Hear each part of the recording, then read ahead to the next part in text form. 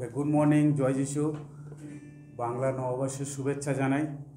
আসুন, ঈশ্বর আমাদেরকে এই সুন্দর দিন, সুন্দর সময় দিয়েছে, আমরা তার কাছে সমর্পিত হই এবং আমরা এই সময় প্রার্থনায় যাই যেন প্রভুর কাছে আমরা প্রভুকে যেন আরাধনা করতে পারি, প্রভুর মহিমা গুণগান করতে পারি, কেন তিনি বিশ্বস্ত ঈশ্বর। তিনি আমাদের জীবনে সর্বদা আশীর্বাদ করছেন, তিনি আমাদেরকে বহন করছেন, পালন করছেন, তাই তাকে অনেক ধন্যবাদ। আসুন প্রিয় ভাই বোন, আমরা প্রার্থনায় যাই। সর্বশক্তিমান ঈশ্বর, তোমাকে ধন্যবাদ দিই, তোমাকে গৌরব, প্রশংসা, মহিমা, আদর, সম্মান করি প্রভু। আজকের এই সুন্দর দিন তুমি দেখতে সাহায্য করেছো, আমরা ভালো আছি, সুস্থ আছি, ধন্যবাদ। তুমি সারা রাত আমাদেরকে সুরক্ষা দিলে, তাই তোমাকে ধন্যবাদ। এই সময় প্রভু আমাদের হৃদয়কে তোমাদের সমর্পণ করি, তুমি অনুগ্রহ করো, আশীর্বাদ করো, তোমার গৌরব, তোমার মহিমা কীর্তন করতে তুমি সাহায্য করো পিতা প্রভু। আমাদের অন্তরে অন্তঃস্থলে তুমি দেখো প্রভু গো, যদি কোনো পাপ থাকে, যদি কোনো প্রভু মন্দ বিষয় থাকে, তুমি ক্ষমা করো, তোমার রক্তে সূচি পবিত্র করো এবং তোমার সামনে ধার্মিক হয়ে দাঁড়াতে তুমি সাহায্য করো পিতা ঈশ্বর। আজকের এই সুন্দর দিন আমরা তোমাকে আরাধনা করতে চাই, তোমার বাক্য দ্বারা শিক্ষা নিতে চাই ও প্রভু, তোমাকে আরও জানতে চাই, বুঝতে চাই, আমরা আরও উপযুক্ত হতে চাই যে তুমি যেন গৌরবান্বিত হও, তুমি যেন প্রশংসিত হও, তুমি আশীর্বাদ করো, আমাদের সঙ্গে থাকো। সকল গৌরব, মহিমা, প্রশংসা তোমার, আরাধনা তোমার, কারণ তুমি একমাত্র ঈশ্বর প্রভু। আজকের আরাধনা শুরু থেকে শেষ পর্যন্ত তুমি পরিচালনা দান করো, যেন আমরা তোমারই গৌরব প্রশংসা করতে পারি। ধন্যবাদ, প্রশংসা, মহিমা তোমাকে দিয়ে আমাদের আত্মাকে তোমাদের সমর্পণ করে আশীর্বাদের সঙ্গে প্রার্থনা যিশু খ্রিস্ট তোমার নামে চাই, আমেন। হালেলুয়া। প্রভুর গৌরব হোক। আসুন আমরা প্রভুর কাছে আসি। আয়ে হে তেরে চরণোं में लेकर हम स्तुति। আসুন প্রভুর চরণে আমরা সেই স্তব স্তুতি নিয়ে আসি। তাই আসুন আমরা এই গান দিয়ে আজকের আরাধনা আমরা শুরু করি। आए हैं हम तेरे चरणों में लेकर हम स्तुति। आए हैं हम तेरे चरणों में लेकर हम स्तुति। आए हैं हम तेरे चरणों में लेकर हम स्तुति। आए हैं हम तेरे चरणों में लेकर हम स्तुति। हालेलुया, हालेलुया,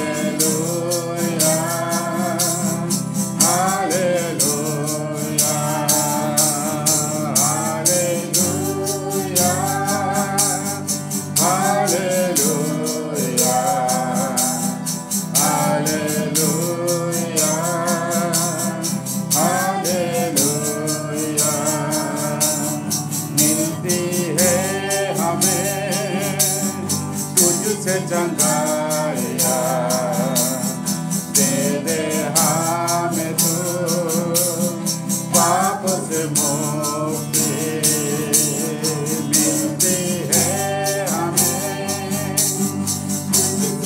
गाया दे दे हमें तो पाप से मुक्ति मिलती है हमें। तुझसे चंगाइया दे दे हमें तो पाप से मुक्ति। Hallelujah hallelujah hallelujah hallelujah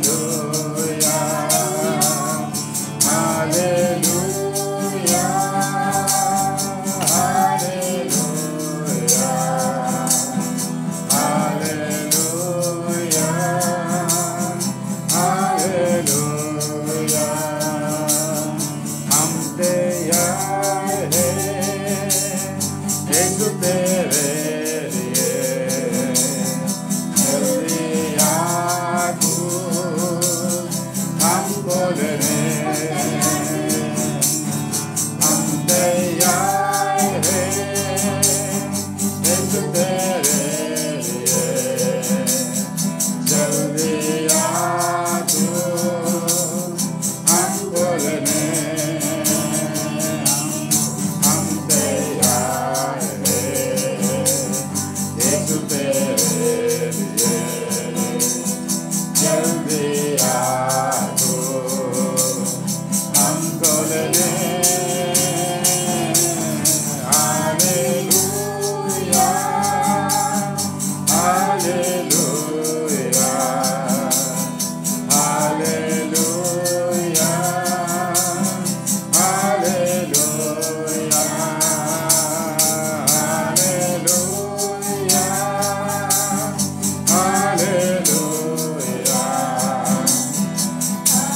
hallelujah hallelujah.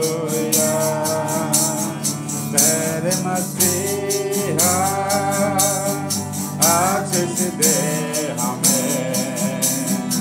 आत्मा से तू भर दे हमें। तेरे मसीहा आशीष दे हमें। आत्मा से तू भर दे हमें। तेरे मसीहा आशीष दे हमें। आत्मा से तू दे हमें। Hallelujah hallelujah hallelujah hallelujah hallelujah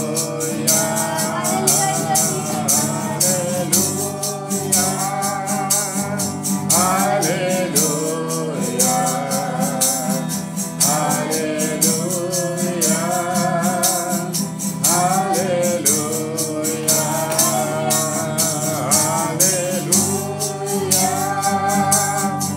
hallelujah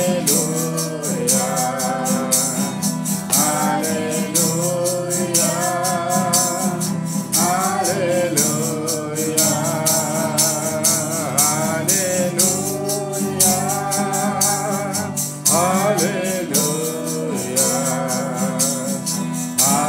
hallelujah.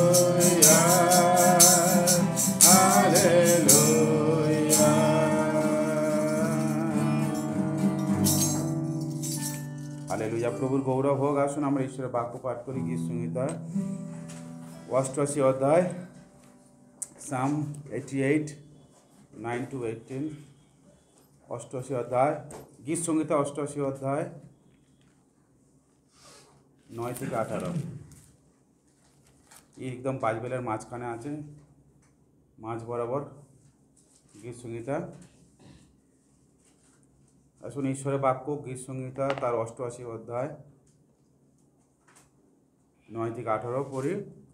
Psalm 88, 9-18 আসুন পড়ি। আমার চক্ষু দুঃখে নিস্তেজ হইয়াছে, আমি প্রতিদিন তোমাকে ডাকিয়াছি, হে সদাপ্রভু, তোমার দিকে অঞ্জলি প্রসারণ করিয়াছি। তুমি কি মৃতগণের পক্ষে আশ্চর্য ক্রিয়া করিবে? প্রেতগণ কি উঠিয়া তোমার স্তব করিবে? কবরের মধ্যে কি তোমার দয়া, বিনাশস্থানে কি তোমার বিশ্বস্ততা প্রচারিত হইবে? অন্ধকারে কি তোমার আশ্চর্য ক্রিয়া, বিস্মৃতির দেশে কি তোমার ধর্মবিরোধিতা জানা যাইবে? কিন্তু হে সদাপ্রভু, আমি তোমার উদ্দেশ্যে আর্তনাদ করিয়াছি, প্রাতে আমার প্রার্থনা তোমার সম্মুখবর্তী হইবে। হে সদাপ্রভু, তুমি কেন আমার প্রাণকে পরিত্যাগ করিতেছ? আমা হইতে কেন তোমার মুখ লুকাইতেছ? বাল্যকাল হইতে আমি দুঃখী ও মৃতকল্প, আমি তোমার ত্রাস পরে সংকুচিত। তোমার কোপাগ্নি আমার উপর দিয়া গিয়াছে, তোমার ত্রাস আমাকে উচ্ছেদ করিয়াছে।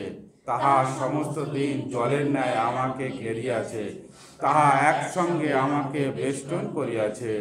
তুমি প্রেমিক ও সুহৃদকে আমার হইতে দূর করিয়াছ, অন্ধকারী আমার জ্ঞাতি কুটুম্ব। আমেন। ঈশ্বরের বাক্যে আমাদেরকে আশীর্বাদ করুন। এখানে আজকে সেই কোরহ সন্তানদের গীত, যারা ঈশ্বরকে আর্তনাদ করছে, ঈশ্বরের কাছে প্রার্থনা করছে, তারা বলতে চাইছে যে যখন আমরা জীবিত আছি, যদি এখন আমাদেরকে ঈশ্বর না বাঁচায়, মরে গেলে কবরের মধ্য থেকে কি করব? আর তখন তো আর কিছু করার থাকবে না, কেন মৃত্যু হয়ে গেলে তো আর কেউ ঈশ্বরকে স্তব করবে না, ঈশ্বরের উদ্দেশ্যে অঞ্জলি প্রসারণ করবে না। তাই তারা প্রার্থনা করছেন ঈশ্বর তাদেরকে, তাদের প্রার্থনা যেন শ্রবণ করে, তাদের প্রার্থনা যেন উত্তর দেন এবং তিনি যেন তাদেরকে আশীর্বাদ করেন। কারণ তারা বলছে ছোট্টবেলা থেকে আমরা ঈশ্বরকে ভয় করে আসছি, ঈশ্বরের ভয়েতে জীবন করেছি। তাই আমাদেরকেও এইভাবে ঈশ্বরের ভয়েতে জীবন করতে হবে এবং আমাদের সমস্ত আর্তনাদ প্রভুর কাছে রাখতে হবে, প্রার্থনা করতে হবে। জীবনের কঠিন পরিস্থিতিতেও প্রার্থনা করতে, আমরা বুঝতে পারছি তার মানে কোরহ সন্তানরা কত কঠিন অবস্থার মধ্যে ছিল, সেখানেও তারা ঈশ্বরের কাছে প্রার্থনা করছে। আমাদের জীবনেও প্রতিটা পরিস্থিতিতে ঈশ্বরকে প্রার্থনা করা দরকার, ঈশ্বরকে আরও আমাদের চোখের জলে তার সামনে আসা দরকার, কারণ তার আগমন সন্নিকট, তিনি আবার আসছেন। প্রিয় ভাই বোন, তার আগে আমাদেরকে প্রস্তুত হতে হবে, আমাদেরকে প্রস্তুত হতে হবে। এই জগৎ সংসার আমাদেরকে অভিলাষ দ্বারা বদ্ধ করতে চায়, আমাদেরকে ভোলাতে চায়, কিন্তু আমরা জানি এগুলো সবই ক্ষণস্থায়ী, কিছুদিন পরে সবই বিলীন হয়ে যাবে, ধ্বংস হয়ে যাবে। আমরা দেখতে পাচ্ছি একটার পর একটা সব বিলীন হয়ে যাচ্ছে। তাই আমাদের ঈশ্বরকে ভয় করা দরকার। তাই সলোমন সমস্ত বিষয়ের সার তিনি বলেছিলেন, তোমার ঈশ্বরকে ভয় করো। আমাদেরকে ঈশ্বরকে ভয় করতে হবে, তার বাক্যকে মেনে চলতে হবে, সেটাই আমাদের জীবনের আশীর্বাদ। আসুন আমরা তাই ঈশ্বরকে আরও গৌরব করি, আসুন আমরা তাকে আরাধনা, তার প্রশংসা করি। আমরা গান বই থেকে গান করি, 10 সংখ্যা।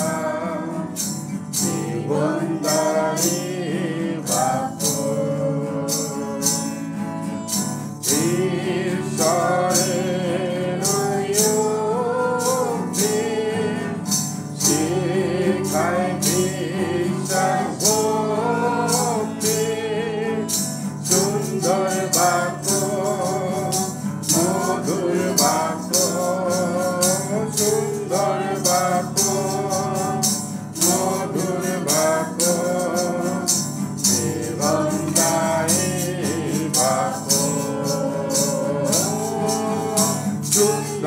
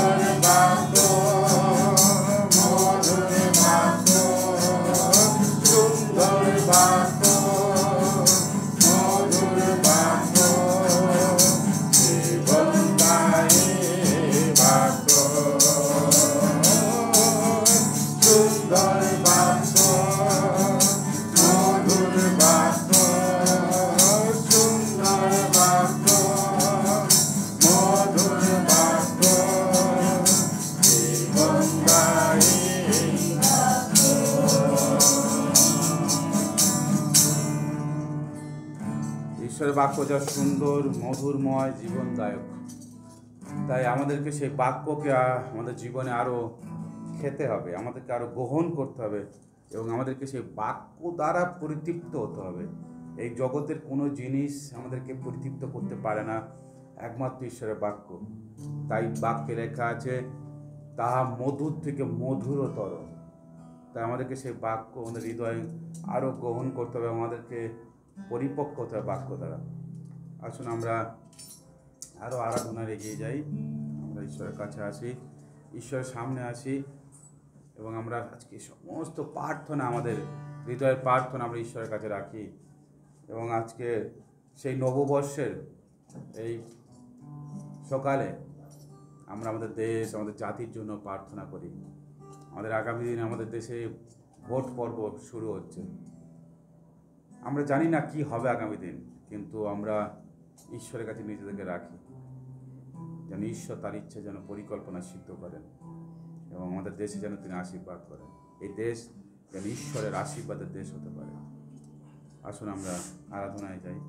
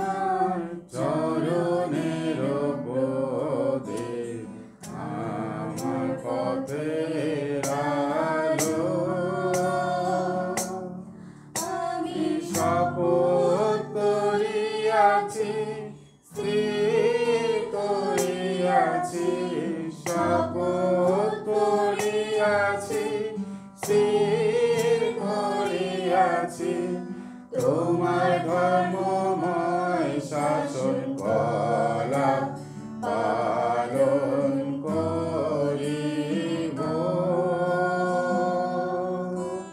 তোমার বাক্য আমার চরণের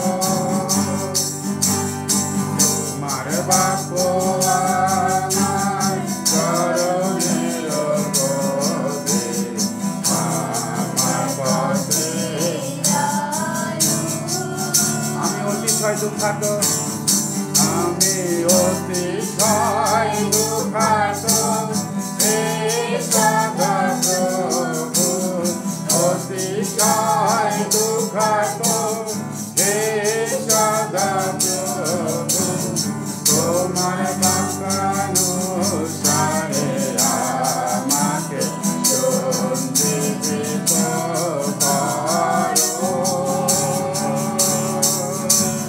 তোমার বাক্য আমার চরণের পদে, আমার পদে আলো।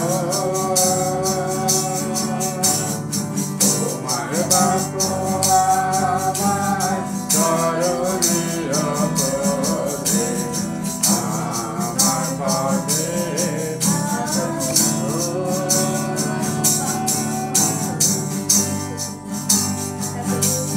প্রার্থনা করি আমরা। ঈশ্বরের বাক্য আমাদের চরণের আলো প্রদীপ, তিনি আমাদেরকে পথ দেখাবেন। প্রিয় ভাই বোন, আসুন তার কাছে প্রার্থনা করুন। হালেলুয়া, হালেলুয়া, ধন্যবাদ করি প্রভু। হালেলুয়া, গৌরা প্রশংসা মহিমা করি। হালেলুয়া, ওরিয়া সারিয়া রিয়া ইয়েসুয়া। হালেলুয়া, गौरा मेरे वचन के द्वारा प्रभु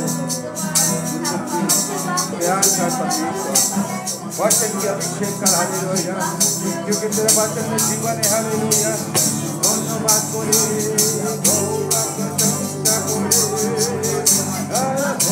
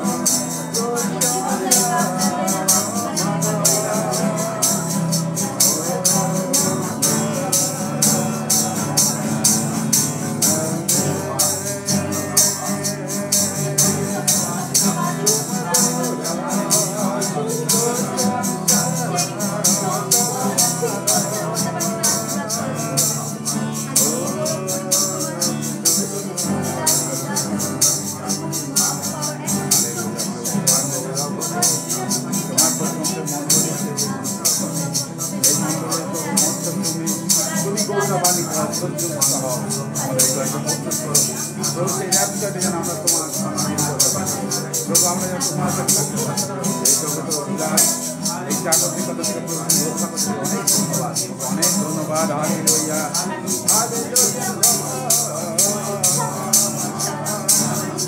প্রশংসা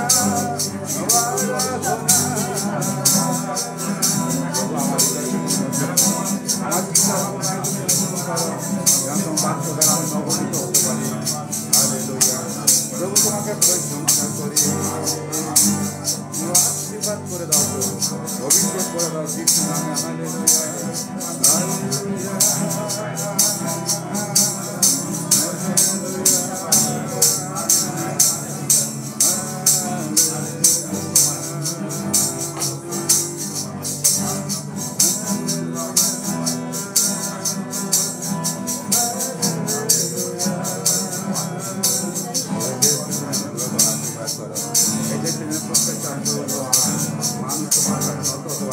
তোমার পবিত্র স্বীকার করতে পারে। আশীর্বাদ করো, উত্তম নেতা দেশকে নির্বাচন দাও, এনে সেই দেশকে উত্তমভাবে পরিচালিত করতে পারে। সামাজিক, অর্থনৈতিক, রাজনৈতিক সমস্ত দিকে যেন সুন্দর ভদ্রতা, সভ্যতা, মাধুর্যতা দেখো, অনুগ্রহ করো। তোমার ইচ্ছা তুমি দেশের প্রতি পূর্ণ করে তোমারই মহিমা তোমারই গৌরব হয়। প্রভু তোমাকে ধন্যবাদ, প্রভু তোমাকে প্রশংসা করি, মহিমা করি। আর তুমি একমাত্র জীবন্ত ঈশ্বর, তুমি সত্য সনাতন, তুমি ধার্মিকতার ঈশ্বর। তোমাকে ধন্যবাদ দিই, প্রশংসা প্রশংসা।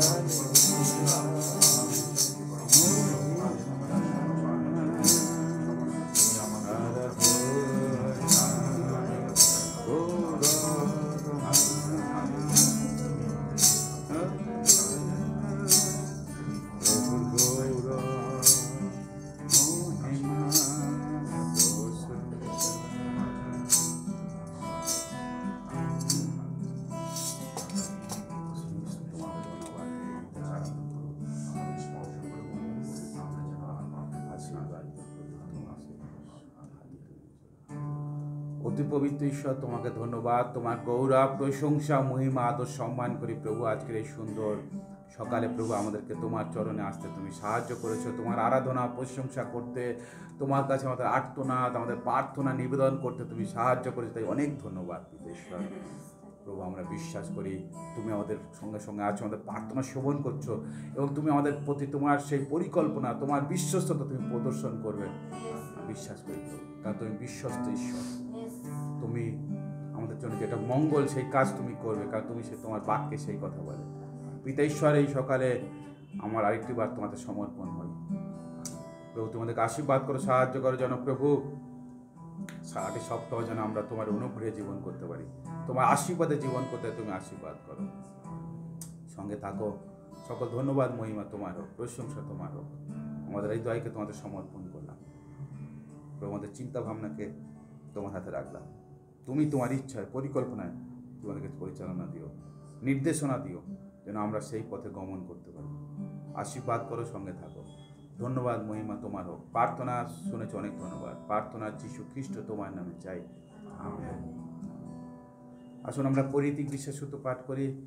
আমি ঈশ্বরে বিশ্বাস করি, যিনি স্বর্গ পৃথিবীর সৃষ্টিকর্তা, সর্বশক্তিমান পিতা ও তার একমাত্র পুত্র প্রভু যীশু খ্রিস্টে, তিনি পবিত্র আত্মারা গর্ভস্থ হলেন, কুমারী মরিয়মতে জন্মিলেন, পন্তু পিলাতুর সময় দুঃখ ভোগ করিলেন, ক্রুশিবিদ্ধ হইলেন, মরিলেন ও কবরস্থ হইলেন। তৃতীয় দিবসে মৃতদের মধ্য হইতে পুনঃ উঠিলেন, স্বর্গে আরোহণ করিলেন এবং সর্বশক্তিমান পিতা ঈশ্বরের দক্ষিণ পাশে বসে আছেন। তত হইতে জীবিত মৃতদের বিচার করতে আসবেন। আমি পবিত্র আত্মায়, পবিত্র শরীরের মন্দিরে সাধুদের সহভাগিতায়, পাপ মোচনের শরীর পুনরুত্থানে অনন্ত জীবনে বিশ্বাস করি। ধন্যবাদ হোক। আসুন আমরা যদি প্রভুকে উপহার দিয়েছি তাহলে আমরা উপহারের জন্য প্রার্থনা করতে হবে।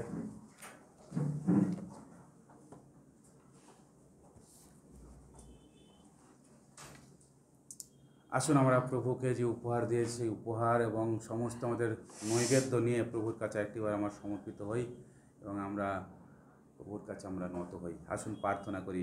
স্বর্গের মহান ঈশ্বর, ধন্যবাদ পিতা প্রভু, আমরা তোমাকে ভালোবেসে যে উপহার নিয়ে এসেছি তোমার কাছে, তুমি উপহারকে গ্রহণ করো, আশীর্বাদ করো, আমাদের পরিবারকে আশীর্বাদ করো, আমাদের কাজে কর্মে ব্যবসা বাণিজ্যে তুমি আশীর্বাদ করো প্রভু। আমরা যে তোমাকে ভালোবাসি সেটা প্রভু আমরা দেখাতে চাই প্রভু, কারণ এই জগৎ প্রভু আমাদেরকে কখনো প্রভু দিতে পারে না। তোমার যে ভালোবাসা তার মতন কখনো দিতে পারে না। তোমার ভালোবাসা যা বর্ণনা করা যায় না, যার কোনো পরিমাপ করা যায় না, সেই রূপ ভালোবাসা তুমি দিয়েছো।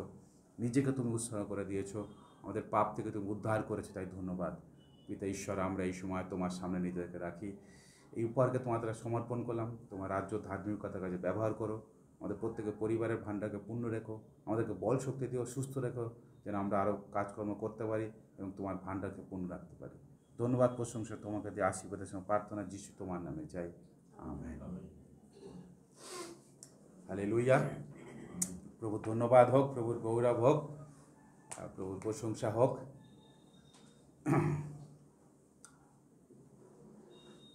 আমরা দেখছি যে আমরা যেমন প্রার্থনা করছিলাম যে আমাদের দেশে ভোট পর্ব শুরু হবে এবং তার জন্য বিভিন্ন জায়গায় প্রচার চলছে। তো বিভিন্ন রাজনৈতিক দল তারা প্রচার করছে এবং এই প্রচার সময় তারা যে বিষয়টা তারা ব্যবহার করছে সেটা হলো তারা বিভিন্ন প্রতিজ্ঞা, বিভিন্ন রকমের যেটাকে ম্যানিফেস্টো বলে, তারা প্রকাশ করে যে আমরা এই এই এই এই করব। এবং আমরা সেইগুলোতে বিশ্বাস স্থাপন করি এবং আমরা সেই ব্যক্তিদেরকে আমরা নির্বাচিত করি।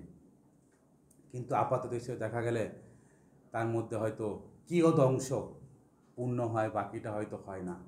তবুও আবার আমরা তাদের উপর নির্ভর করি। তো একটা বিষয় মানে নির্বাচনের আগে এই যে মাসের পর মাস কি চলছে, ইলেকশন ক্যাম্পেনিং, এবং কী সেই ক্যাম্পেনিংয়ের মধ্যে প্রধান অর্থ কী, প্রধান বিষয়টা কি, মানুষকে কিছু বলা, কিছু কথা দেওয়া। পরে কত পার্সেন্ট রাখবে কি রাখবে সেটা পরে কথা, কিন্তু বলা কিছু কথা, কিছু বাক্য বলা, যেগুলোর মধ্যে দিয়ে মানুষ আশ্বাস প্রকাশ করবে, নিশ্চয়তা প্রকাশ করবে, সেই ব্যক্তির উপরে ভরসা দেখাবে। কিন্তু প্রিয় ভাই বোন, আমরা বারংবার ঠকি, বারংবার আমরা ভুক্তভোগী, তার সত্ত্বেও কিন্তু আমরা সেই ব্যক্তির উপর আস্থা রাখি, সেই ব্যক্তির উপর আমরা আশা রাখি বা আমরা তাতে বিশ্বাস করি। কিন্তু আজকের আমরা ঈশ্বরের বাক্যের উপরে আমরা কতটা বিশ্বস্ত? আমরা যদি দেখি যে ঈশ্বরের বাক্য, আদি পুস্তক, ঈশ্বর যখন এই পৃথিবী সৃষ্টি করলেন তিনি কিন্তু বাক্য দিয়েই করলেন। প্রত্যেকটা সময় তিনি একটা করে কথা বললেন এবং এক একটা জিনিসের সৃষ্টি হলো। এবং তারপরে আবারও যদি দেখি যে ঈশ্বর তিনি কতটা বিশ্বস্ত, তার কারণ তিনি তার পরবর্তী সন্তানদের কাছে সেই বাক্য স্বরূপে আবার কিছু কথা বললেন, আবার সেই বাক্যগুলোকে তিনি পূর্ণও করলেন। ইভেন অনেক হাজার বছর পরেও প্রভুকে যিনি যখন পাঠাবেন বলেছিলেন, সেই প্রতিজ্ঞা করেছিলেন এদেন উদ্যানে, সেটাও অনেক হাজার বছর পরও সেটাও পূর্ণ করেছেন। সুতরাং ঈশ্বর তিনি তার বাক্যে যা বলেছেন তিনি বিশ্বস্তভাবে তিনি পূর্ণ করেছেন। এবং ইসরায়েল জাতির জন্য অব্রাহামের কাছে যা প্রতিজ্ঞা করেছিলেন সেটাও তিনি অনেক শো বছর পরেও স্মরণ করে তার পূর্ণ করেছেন। সুতরাং ঈশ্বর তার বাক্যে তিনি বিশ্বস্ত। ঈশ্বর যা তার বাক্য তিনি যা বলেন তিনি সেটা করেছেন। এবং আজকের এই যে বাক্য আমাদের কাছে আছে, আমাদের ঘরেতে আছে, আমাদের হাতে, আমাদের সঙ্গে থাকে, এই যে বাক্য, এই বাক্যটাও তিনি যা বলেছেন এগুলো আজকে যদি আমরাও সেই বাক্যকে বিশ্বাস করি এবং আমরা যদি সেই বাক্যের উপর আস্থা রাখি, এই বাক্য অনুসারেই তিনি কাজ করবেন। কারণ ঈশ্বর এই সমস্ত কিছু সৃষ্টি করলেন বাক্য দিয়ে, এবং ঈশ্বরের বাক্য বলছে, আমরা গান করলাম যে তার বাক্য আমাদের চরণের প্রদীপ, আমাদের পথের আলো, মানে বাক্য আমাদেরকে আলো দেখাবে। আবার গীত সংহিতায় লেখা আছে যে যুবকগণ কেমন করিয়া তাদের পথকে বিশুদ্ধ করবে, তার তোমার বাক্যকে হৃদয় সঞ্চয় করেই করবে। সুতরাং এই বাক্য পথ দেখায়, বাক্য দ্বারা হৃদয় পরিষ্কার হয়, এবং এই বাক্য পড়ার সময় আমরা ঈশ্বরের মহত্বকে জানতে পারি। এই বাক্য দ্বারাই আমরা বিশ্বাস করি, এই বাক্যই সব কিছু কাজ করে। এবং আমরা জানি যোহন তার 1:1 বলছে ঈশ্বরই এই বাক্য ছিলেন, এই বাক্যই ঈশ্বর ছিলেন। এবং আবার 14 বলছে এই বাক্যই মাংসে মূর্তিমান হয়ে আমাদের মধ্যে আসলেন, তিনি হলেন প্রভু যীশু খ্রিস্ট। সুতরাং এই বাক্যই সব কিছু। তাই প্রভু যীশু খ্রিস্ট তার পরিচর্যা কাজের প্রথমেই দেখে তিনি বলছিলেন, যখন মানুষরা এই বাক্যর বাইরে তারা জগতের বিষয় খোঁজ করছিল, তিনি বললেন মানুষ কেবল রুটিতে বাঁচবে না, কিন্তু ঈশ্বরের মুখনিগত বাক্যে বাঁচবে। সুতরাং প্রিয় ভাই বোন, এই বাক্য, ঈশ্বরের বাক্য যা আমাদের জীবনে গুরুত্বপূর্ণ। এই বাক্য ছাড়া কোনো বিশ্বাসীরা বাঁচতে পারে না, এই বাক্য ছাড়া বিশ্বাসের জীবন গঠন হয় না। সেই জন্য রোমিওতে প্রেরিত পৌল বলছে বিশ্বাস শ্রবণ হইতে, আর শ্রবণ খ্রিস্টের বাক্য হইতে। সুতরাং এই বাক্য যত আপনি পড়বেন, এই বাক্য যত আপনি শুনবেন, আপনার কর্ণে যাবে, এখান থেকে আপনার বিশ্বাস দৃঢ় হবে, আপনার বিশ্বাস তৈরি হবে এবং আপনি খ্রিস্টে বৃদ্ধি পাবেন। তাই এই বাক্য ছাড়া জীবন মানে আপনার জীবন অসহায়, আপনার জীবন সমস্যা, আপনার জীবনে বিভিন্ন প্রতিকূল পরিস্থিতি। ইভেন আপনারা জানেন যীশু খ্রিস্ট তার কার্য শুরু করার আগে তিনি যখন প্রান্তরে পরীক্ষার মধ্যে পড়েছিল, তিনি শয়তানকে প্রতিহত করেছিল এই বাক্য দ্বারা। শয়তান একটা করে বাক্য বলেছিল, একটা করে কথা বলেছিল, যীশু খ্রিস্ট এই বাক্য দ্বারাই তিনি কোট করে সেই শয়তানকে হারিয়েছিল। সুতরাং প্রিয় ভাই বোন, আজকের আমরা এই বাক্যকে আমাদের জীবনে কতটা প্রায়োরিটি বা কতটা গুরুত্ব দিচ্ছি, বা এই বাক্য আমরা পড়ছি কিনা, এই বাক্যকে আমরা গুরুত্ব দিচ্ছি কিনা। যদি আমরা এই বাক্যকে গুরুত্ব না দিই, বাক্য যদি আমরা পাঠ না করি, বাক্য যদি আমরা ধ্যান না করি, বাক্য যদি আমরা অধ্যয়ন না করি, বাক্যের যদি সঞ্চয় আমাদের জীবনে না থাকে, তাহলে কিন্তু আমরা কখনোই শয়তানকে প্রতিহত করতে পারবো না, আমরা বিজয়ী হতে পারবো না, আমরা বিশ্বাসে বৃদ্ধি পেতে পারবো না, এবং আমরা পরিতৃপ্ত হতে পারবো না। মনে রাখেন, আমরা জাগতিক খাবার, আমরা সকাল হলে আমরা সকালবেলা থেকে আমরা দেখি মানুষ ব্যস্ত, কি আজকের কি সংসারে রান্না হবে, কি খাওয়াবে, কি বিষয়। কিন্তু আমরা আমাদের আত্মাকে তৃপ্ত করার জন্য আমরা এই বাক্যর বিষয় যদি না ভাবি, তাহলে কিন্তু আমরা কখনোই পরিতৃপ্ত হব না। এই জাগতিক খাবার আমাদের উদরকে হয়তো পরিতৃপ্ত করতে পারে, কিন্তু আমাদের আত্মাকে কখনো পরিতৃপ্ত করতে পারবে না। সেই জন্য বাক্যেই লেখা আছে, প্রেরিত পৌল বলছে যে আমাদের কোনো বিশ্বাসীর উদর মানে পেট ঈশ্বর হয়ে গেছে, পেট ঈশ্বর হয়ে গেছে। তার মানে কি, আমরা সকাল থেকে রাত পর্যন্ত শুধু পেটের কথা চিন্তা করছি, আমরা আত্মার কথা চিন্তা করি। সাধু প্রেরিত পৌল তার কথা সেই জন্য এই কথা বলছে। ঈশ্বরের বাক্যে আরও লেখা আছে যে তোমরা সেই পারমার্থিক দুধের লালসা করো। হ্যাঁ, মানে সেই ঈশ্বর দত্ত সেই পারমার্থিক সেই দুধ, পুষ্টিগত দুধ, মানে সেই ঈশ্বরের বাক্য। ঈশ্বরের বাক্য আমাদেরকে খাওয়ার কথা বলছে।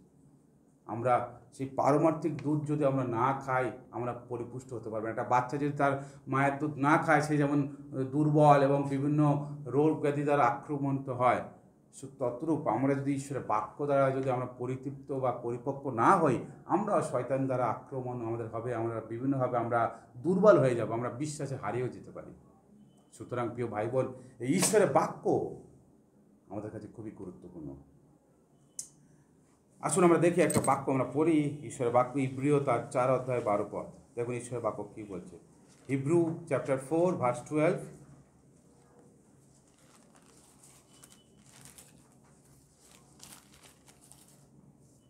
হিব্রু চ্যাপ্টার 4 ভার্স 12, ইব্রিয় 4 অধ্যায় 12 পদ, পিছন দিকে।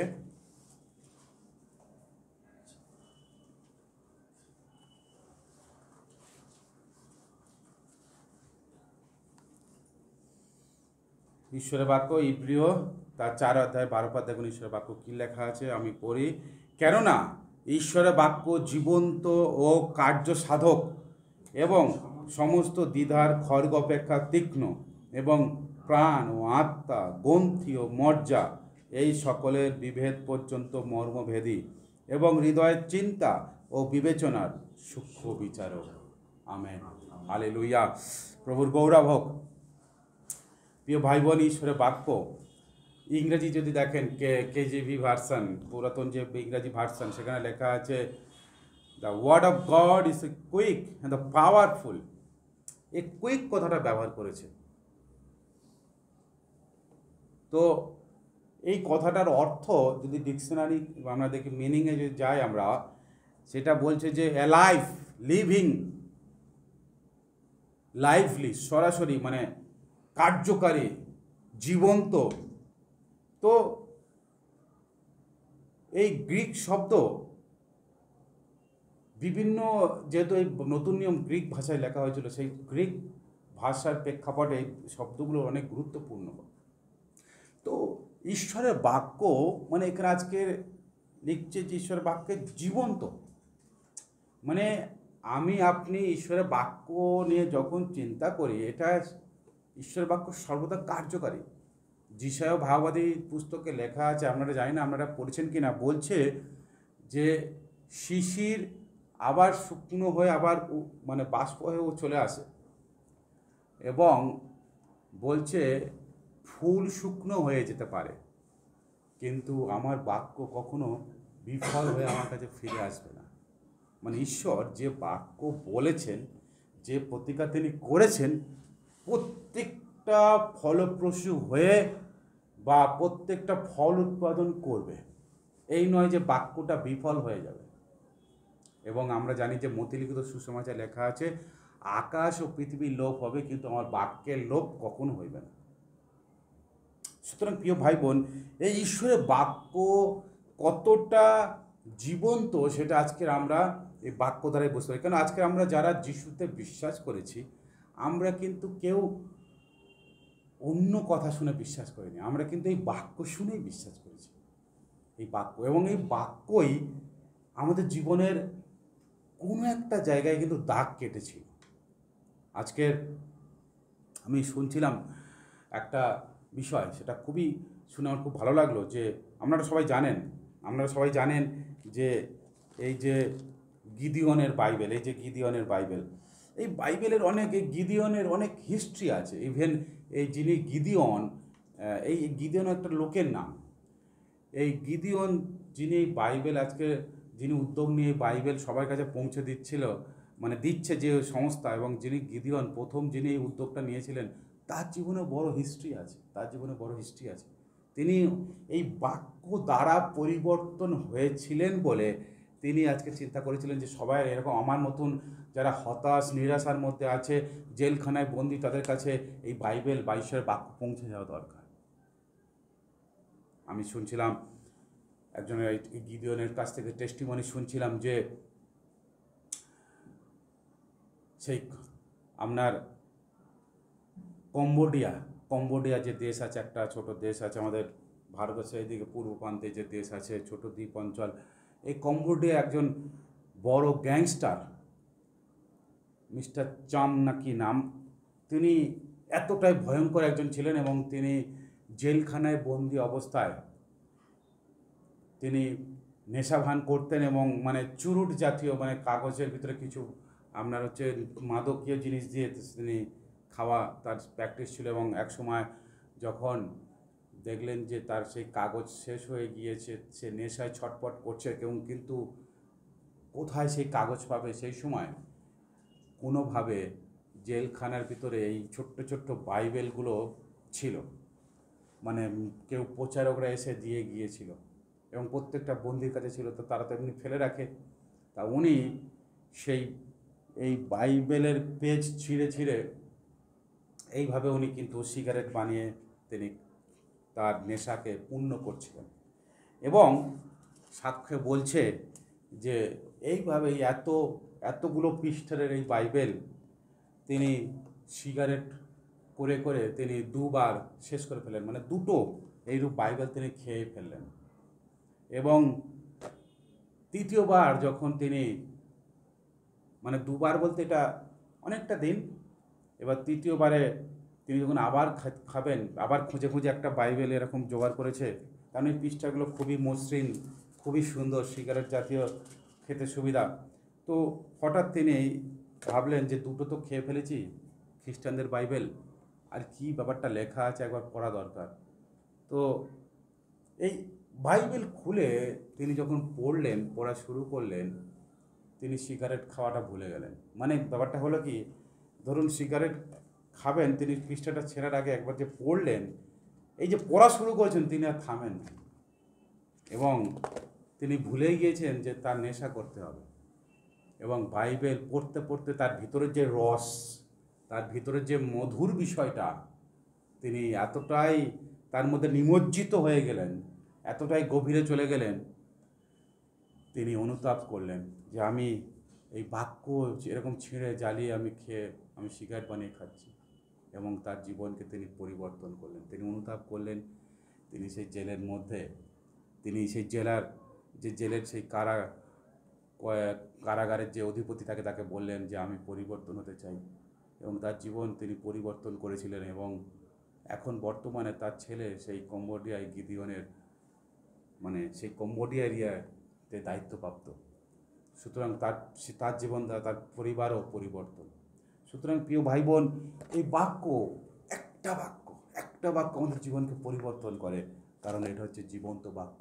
তাই আমরা যদি এই জীবন্ত বাক্যকে গুরুত্ব না দিই, বাক্য যদি না পড়ি, তাহলে আমরা কখনোই আমাদের জীবনকে জীবিত দেখতে পাবো না। কারণ মনে রাখতে হবে যে যীশু খ্রিস্ট এই যে কথাটা বলেছিলেন যে মানুষ কেবল রুটিতে বাঁচিবে না, কিন্তু ঈশ্বরের মুখনির্গত বাক্যে বাঁচিবে, এই কথাটা অনেক গুরুত্ব আছে।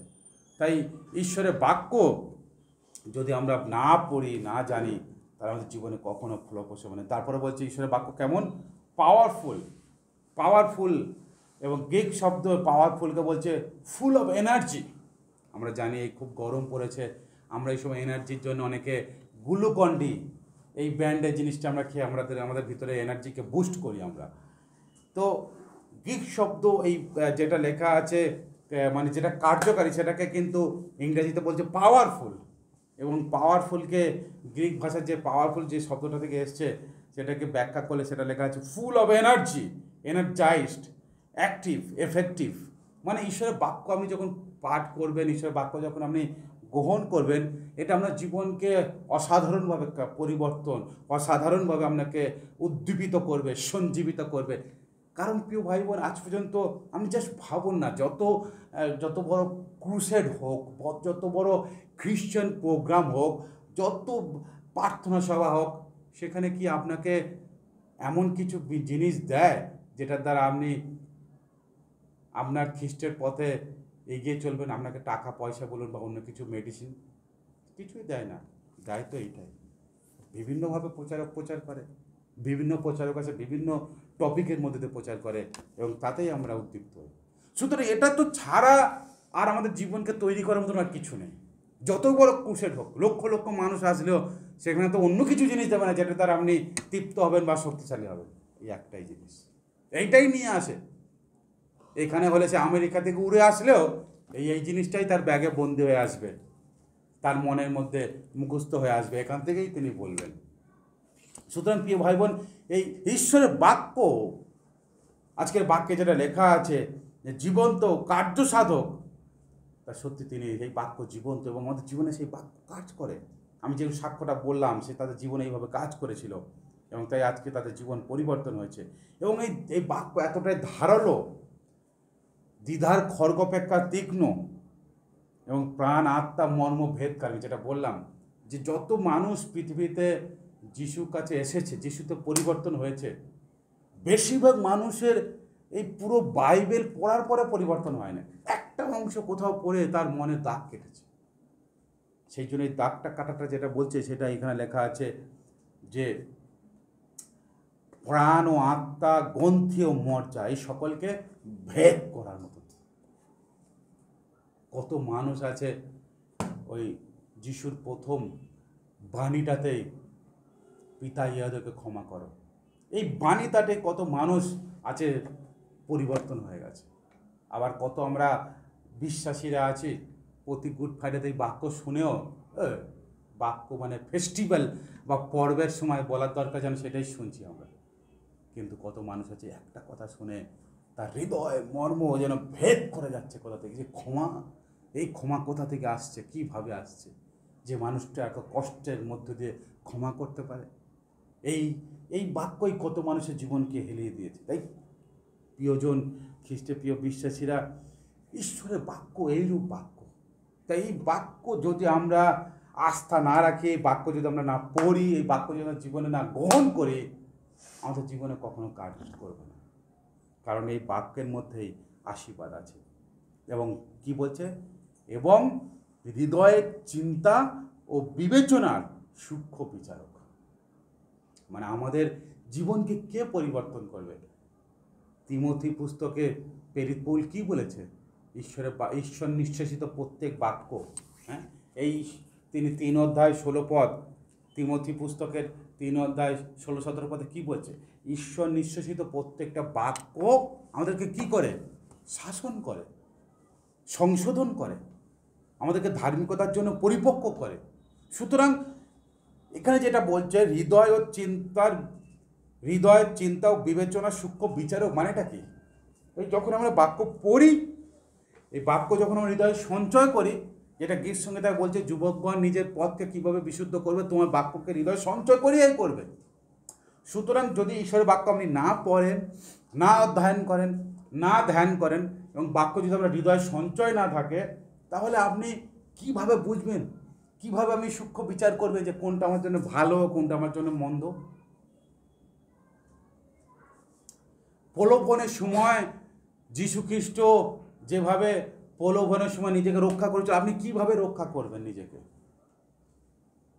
আমাদের খুব মনে আছে যে আমাদের যে জিএনসি যখন হতো, জিএনসিতে এই ঈশ্বরের বাক্য, যিশুর লাইফ অফ জিজাস ক্রাইস্ট, মানে যীশু খ্রিস্টের জীবনী, ওই জায়গাটায় যখন যে যিশু বাক্য দ্বারা যে বাঁচলেন 3 বার শয়তানের হাত থেকে, এই জায়গাটায় আমার খুব মনে আছে যে রিভিউ গেমে সেখানে মানে শয়তানকে তীরবিদ্ধ করা, বাক্যের তীরবিদ্ধ করার গেম ছিল। তো সেখানে এরকম ছিল, শয়তানের ছবি ছিল, বাক মানে যে জিতবে একটা করে শয়তানের সেই ছবির পরে গিয়ে তীর গেঁথে দাও, মানে শয়তানকে বিদ্ধ করতে হবে বাক্য দিয়ে। তো প্রিয় ভাই বোন, আমাদের জীবনে প্রলোভন, আমাদের জীবনে যে সমস্যা, আমাদের জীবনে বিভিন্ন পরিস্থিতি আসবে, সব থেকে বড় একটা জিনিস আপনি মনে রাখবেন যে শয়তান, আমরা যে মাঝে মাঝে বলি যে শয়তান আমাদেরকে পরীক্ষা করছে, শয়তান কখনো পরীক্ষা করে না, শয়তান আমাদেরকে প্রলোভিত করে, আর আমরা তার প্রলোভনে পড়ে নিজেরা পরীক্ষায় পড়ে যাই। মানে আপনাকে শয়তান প্রলোভন দিল, যিশুকে শয়তান প্রলোভিত করছিল, এই তুমি ওখান থেকে লাফাও, ঈশ্বরের স্বর্গদূত আছে ধরে নেবে তো তোমাকে, তুমি তো ঈশ্বরের সন্তান। এবং যিশু যে ঝাম মারতো কী হতো, যেহেতু সেটা বাইবেল লেখা নেই যে কী হবে। তার মানে কি, প্রলোভিত করা, আপনাকে প্রলোভন দেখালো, এটা তুমি করো, তোমার তো এটা আছে, কিচ্ছু হবে না। তো আমরা তাতে পা দিলাম, পা দিয়ে তারপর আমরা পরীক্ষায় পড়ে যাই, আমরা বিপদে পড়ে যাই, তখন বলে আমরা পরীক্ষার মধ্যে আছি। সুতরাং এই প্রলোভন যখন আমার সামনে আসছে, সাপোজ আমরা কেউ বলছে এই লটারির টিকিটটা কাট, 1,00,000 টাকা এক্ষুনি পেয়ে যাবে, আমি চিন্তা করলাম না। আমরা এই আমাদের হচ্ছে এই বাচ্চাদের টিচিংয়ের সময় একটা বিষয় আমরা শিক্ষা দিচ্ছিলাম, এইবারে আছে, যেমন দানিয়েল এবং দানিয়েলের 3 বন্ধুকে যখন রাজা নবুকদনেছরের আন্ডারে যখন ধরে নেওয়া হয়, নিয়ে যাওয়া হলো, তাদেরকে বলা হলো যে তোমাদেরকে রাজার সামনে ভালোভাবে উপস্থিত হতে হবে, সেই জন্য তোমাদেরকে কী খেতে হবে, মদ খেতে হবে, মাংস খেতে হবে, যাতে তোমরা ভালো হৃষ্টপুষ্ট হও এবং যেন তোমাদের চেহারা যেন সুন্দর হয়, রাজার কাছে যেন তোমরা উপযুক্ত হও। কিন্তু তারা সেই প্রলোভনে পা দিল না। তারা কি বলল, আমরা জীবন্ত ঈশ্বরে বিশ্বাস করি, আমাদের ওইসব দরকার নেই, আমাদেরকে সবজি আর জল দেন, ওইটাই খেয়ে আমরা পুষ্ট হবো, আমাদেরকে দেখে নেবেন আপনারা অন্যজনকে 10 দিন খাইয়ে দেখুন আর আমাদেরকে 10 দিন পরে পরীক্ষা করুন। এবং বাস্তবিক দেখা গেল 10 দিন পরে এদের শরীর সুন্দর এবং চেহারাও সুন্দর, জেল্লাদার। এবং যারা মদ আর মাংসে ডুবেছিল 10 দিন পরে, তারা একদম সেই মানে কি বলে, কাদার তালের মতন হয়ে গেছে, এদিকে সরালে ওইদিকে চলে যাচ্ছে। সুতরাং এই যে প্রলোভনের সময় দানিয়েল নিজেকে রক্ষা করেছে। আমাদের জীবনে প্রলোভনের সময় আমরা কিভাবে রক্ষা পাবো, সেই জন্য আমরা শিক্ষা দিচ্ছিলাম এই দানিয়েলের গল্প দ্বারা, যে আমাদেরকে কি করতে হবে, আমাদেরকে প্রথমে চিন্তা করতে হবে যে সেটা আমরা করবো কি না। এই চিন্তাটা কোথা থেকে আসবে, এইখানে যে বললাম, হৃদয়ের চিন্তা ও বিবেচনার সূক্ষ্ম বিচারক। যদি আমাদের মধ্যে বাক্য না থাকে, চিন্তাই তো কাজ করবে না, যে এটা খারাপ না এটা ঠিক, এটা ঠিক না ভুল, এই যে কাজটা কখন করবে, ঈশ্বরের বাক্য যদি থাকে তবে তো করবে আমাদের জীবনে। হৃদয়ের চিন্তা ও বিবেচনার সূক্ষ্ম বিচারক, এই বিচারটা যে বাক্য আমাদের জীবনে করে দেবে, যদি বাক্য সঞ্চয় না থাকে তাহলে করবে কিভাবে। তাই যখন আমরা চিন্তা করব, এই বাক্য আমাদেরকে বলে দেবে যে না এটা ঠিক নয়, তখন আমরা প্রার্থনা করে সেখানে না বলে চলে যাওয়া দরকার। বাচ্চাদের আমরা সেটা শিক্ষা দিচ্ছিলাম, চিন্তা করো, প্রার্থনা করো, না বলো চলে যাও। আমাদের জীবনে এটা করা দরকার। আমরা বড়রা, আমরা বিশ্বাসী, আমরা ম্যাচিওর বয়স, আমাদের জীবনে যদি বাক্য থাকে তাহলে আমাদেরকে এই বাক্য আমাদেরকে বুঝতে সাহায্য করবে যে কোনটাকে আমরা না বলে চলে যেতে হবে। সেই জন্যই এই হৃদয়ের চিন্তাকে আমাদের এই বাক্যই ঠিক করবে। আপনি জীবনে হতাশার মাঝখানে আছেন, এই বাক্য যদি আপনি পড়েন তবে তো বাক্য আপনাকে আবার সংশোধন করে তুলবে। ঈশ্বরের সন্তানরা যখন কঠিন অবস্থার মধ্যে পড়ে, তাদের জীবনে সঞ্জীবিত করে এই বাক্য। গীতসঙ্গীতের গান আছে যে তুমি আমাদেরকে সঞ্জীবিত করো। কিভাবে সঞ্জীবিত করবে ঈশ্বর? এই বাক্য দ্বারা। সুতরাং এই বাক্য আমাদের জীবনে থাকা এবং এই বাক্য আমাদের জীবনে সঞ্চয় করা আমাদের জীবনে খুবই গুরুত্বপূর্ণ। সেই জন্য আমাদের প্রতিদিনের জীবন এই বাক্য দ্বারা শুরু হওয়া, বাক্যকে নিয়ে চলা গুরুত্বপূর্ণ, যেন আমাদের জীবন বাক্য দ্বারা শুরু হয়।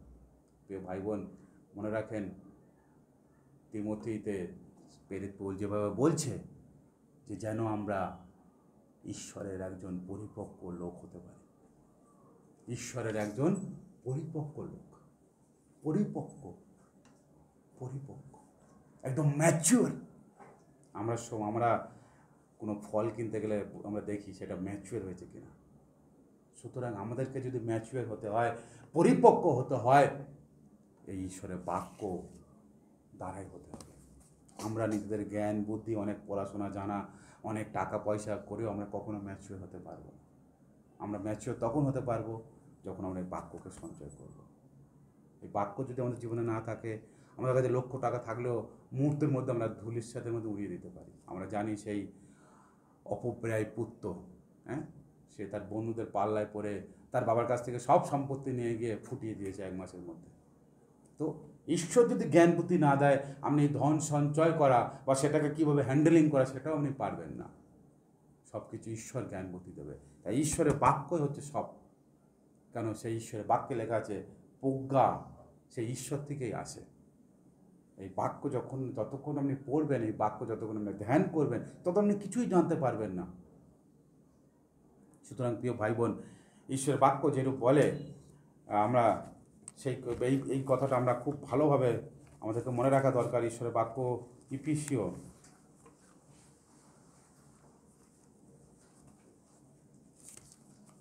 6 অধ্যায়। হয়তো অনেকে এই বাক্যটা পড়েছেন, বাক্যটা খুব জানা বাক্য।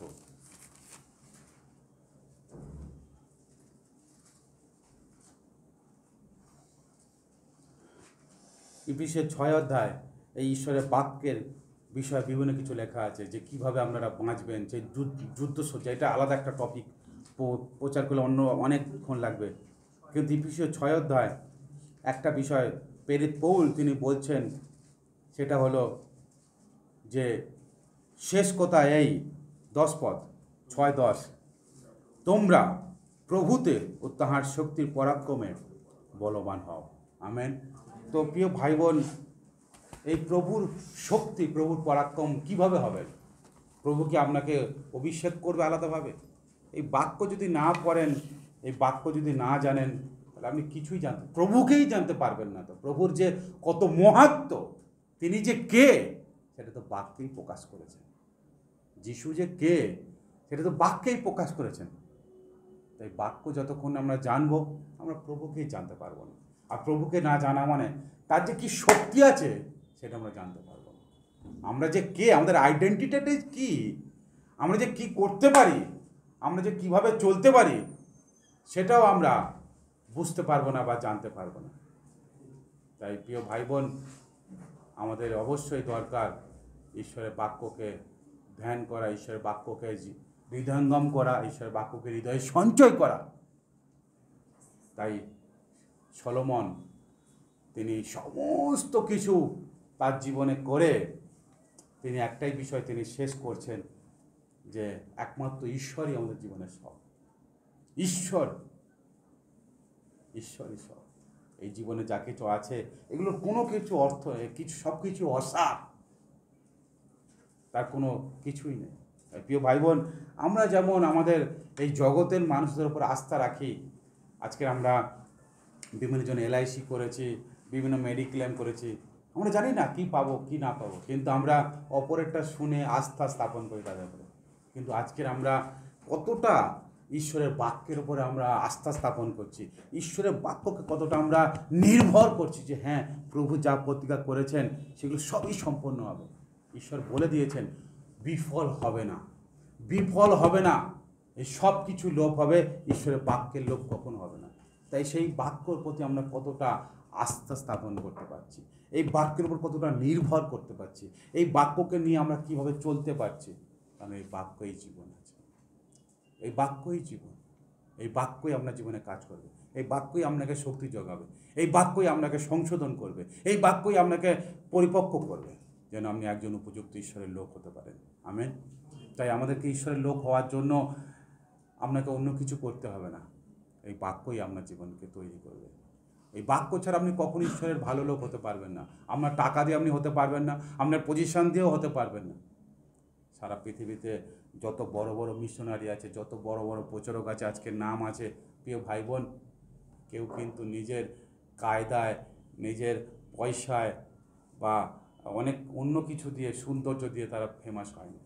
তারা একমাত্র ফেমাস হয়েছে এটা দ্বারা। যদি এটা ছাড়া কেউ ফেমাস হতে চেয়েছে, তাহলে সে বেশি দূর যেতে পারে না। কিন্তু এই বাক্য আপনাকে তুলে ধরবে, এই বাক্যই আপনার জীবনকে পরিবর্তন করে, এই বাক্যই আপনাকে ব্যবহার করবে। যাতে অন্যের কাছে আশীর্বাদের বাক্য পৌঁছে যায়। সুতরাং এই বাক্য আপনি যতটা হৃদয় সঞ্চয় করতে পারবেন, যতটা বাক্য নিয়ে চলতে পারবেন, তত আপনারই প্রফিট। মনে রাখেন রোমিও 10:17 ওই পদ্মা, বিশ্বাস শ্রবণ হইতে, শ্রবণ খ্রিস্টের বাক্য থেকে। যদি মনে করছেন আপনি অনেক অনেক পরিপক্ক বিশ্বাসী হবেন, যদি মনে করছেন আপনি অনেক একদম আত্মিক বিশ্বাসী হবেন, তাহলে মনে রাখেন যতবার আপনি শুনবেন তত আপনাকে বিশ্বাসের তৈরি করবে। যত শোনা কম হয়ে যাবে, এই বাক্য আপনার জীবনে না যাবে, তত আপনার অবস্থা নিম্নগামী হবে। সুতরাং ঊর্ধ্বগামী হতে গেলে বাক্য আপনাকে পড়তে হবে, বাক্যকে ধ্যান করতে হবে, অধ্যয়নও করতে হবে। এটা আপনাদেরকে মনে রাখতে হবে। পাঠ করা, অধ্যয়ন করা, ধ্যান করা তিনটেই আলাদা, তিনটেই আপনাকে করতে হবে। এবং আপনি তবেই ইফিসিয়ার 6 যেমন লেখা আছে, শয়তানকে আপনি প্রতিরোধ করতে পারবেন, কেন এই বাক্যই আপনার বিভিন্ন রকমের ঢাল হয়ে আপনার জীবনে কাজ করবে। আসুন প্রিয় ভাই বোন, আমরা প্রার্থনায় যাই, যেন আমরা এনার্জেটিক হই। আমরা যেন এই জগতের খাবার খেয়ে এনার্জেটিক হওয়ার থেকে আমরা এই বাক্য দ্বারা প্রতিদিন সকালে আমরা এনার্জেটিক হব, আমরা ফুল অফ এনার্জি হয়ে যাবে আমাদের, যেন আমরা যে কোনো অবস্থাকে মোকাবিলা করতে পারি। এবং আমরা যেন আমাদের হৃদয়ের চিন্তা, আমাদের যেন বিবেচনাকে সূক্ষ্মভাবে ঠিক বিচার করতে পারি যে কী, কোনটা আমাদের জীবনে ঠিক, কোনটা আমরা নির্বাচন করব। আসুন প্রিয় ভাই বোন, প্রার্থনা যাই। প্রভু তোমাকে ধন্যবাদ, তোমার গৌরব প্রশংসা হোক, কারণ তোমার বাক্য ছাড়া আমাদের জীবন অসফল। তুমি বাক্য ছিলে, তুমি মাংসে মূর্তিমান হলে, আমাদের মধ্যে তুমি আসলে, আমাদের পাপের জন্য তুমি সব কষ্ট করলে, মারা গেলে, কবর পাপতে তুমি ধরে আবার জীবিত হয়েছ। তুমি সেই বাক্য প্রভু, তুমি এখনও জীবিত আছো বাক্যের মধ্য দিয়ে। তাই আমরা যখন বাক্য পড়ি, তুমি আমাদের সঙ্গে কথা বলো, কারণ তুমি আমাদেরকে ভালোবাসো, তুমি আমাদের সঙ্গে কথা বলতে চাও।